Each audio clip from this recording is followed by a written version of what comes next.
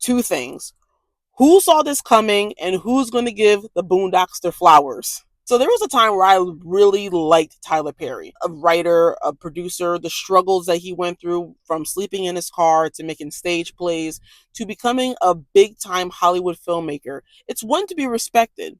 And I loved it, especially his earlier films that he was making. Then all of a sudden, he started to fly too close to the sun. He started to make his films all basically the same. It was always about an angry black woman who was treated bad by a dark skinned black guy who ends up getting saved by a light skinned guy. And then when he came out and was telling people that he was the primary writer, producer, and director of all of his films, it all started to make sense. As an adult, I got introduced to the Boondocks. Now, the Boondocks was definitely a show that came out when I was a child, but I never saw it because at the time I didn't have cable.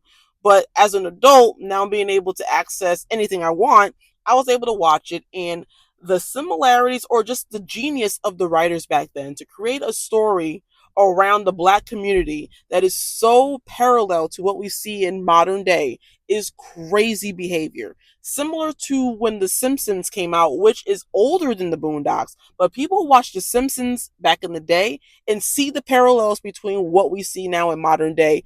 It's genius how these writers are just predicting the future out here. So there was actually an episode on the Boondocks where it was talking about Tyler Perry. The drama that's happening now with Tyler Perry, you would almost think the Boondocks predicted the future. Casting for a black leading man, 50 and older.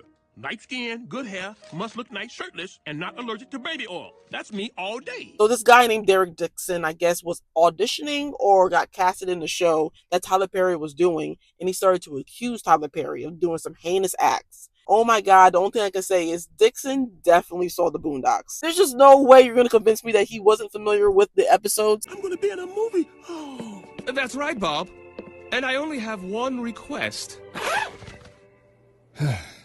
Look, man, all bullshit aside, can I please just have some ass? Episodes got Tyler Perry upset, and I guess he tried to take it down, but like, that was never going to happen. It's just funny. Like, someone needs to give the Boondocks their flowers because they're over here predicting the future. And it's funny because there's a lot of things in that show that are actually true when you start watching people and how they operate in the world. I'm just saying, if you haven't seen the Boondocks, definitely watch it. Some futures are going to be predicted by watching that show. And that's all I'm going to say.